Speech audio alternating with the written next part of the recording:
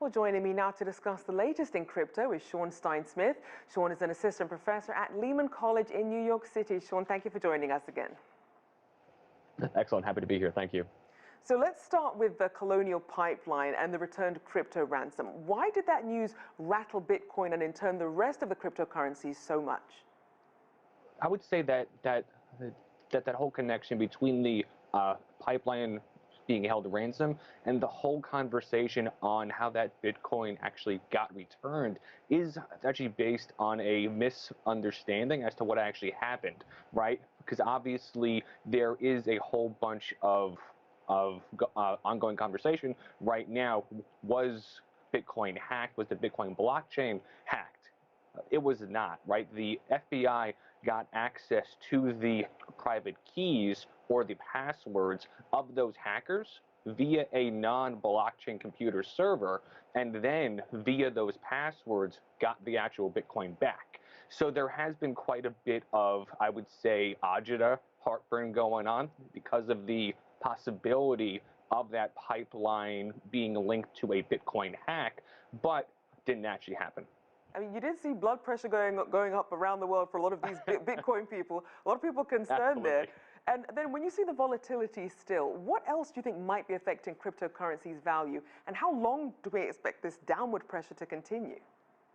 Well, there's obviously the overall sort of comments about Musk, China, policymakers becoming more sort of hands-on with it. But honestly, Bitcoin, crypto are high risk, high return assets that up until March and April had honestly been sort of riding the wave of quantitative easing, hoping that COVID is going more onto the back burner. And then now April, May, June, COVID is not quite on the back burner as we had thought. And there's this whole conversation now on having to raise rates, inflation coming. And so all of that is impacting equities, crypto, and other assets of that kind. So it's not really too surprising outside of the obvious headlines.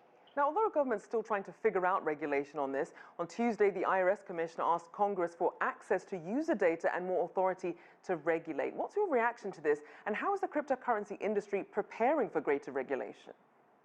I would say that the whole conversation on the IRS asking for increased data, other policymakers asking for data, that's a healthy, I would say, move forward, right? Because in order for blockchain and crypto to ever truly become part of payments, commerce industry, there are going to be guidelines, there is going to be policy, and these external policymakers, the IRS, SEC, all the rest, are going to have access to certain types of information. And as was actually just highlighted, it's actually possible currently, right now, for the FBI to actually get access to information on the Bitcoin blockchain. So it's honestly more of a headline risk than an actual risk.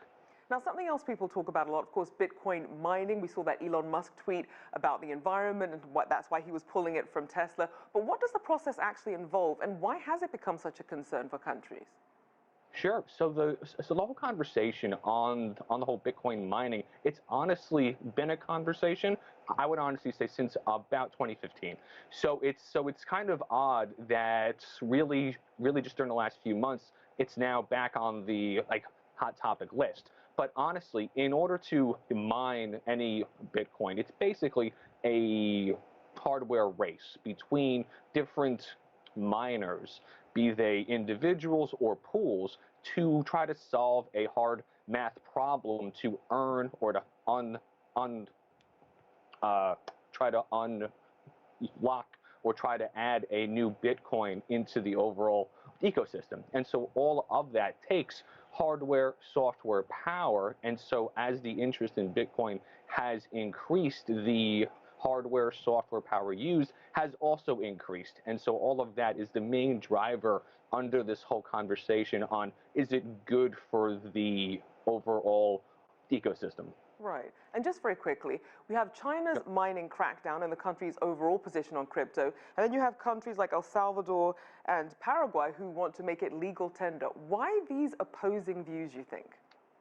Well, what I would say there is that it's honestly a open debate on, is it going to be more of a open source crypto model or a model on crypto but that is controlled by a central government. And so it's going to be quite interesting to see how it actually plays out going forward. But it's an open item right now.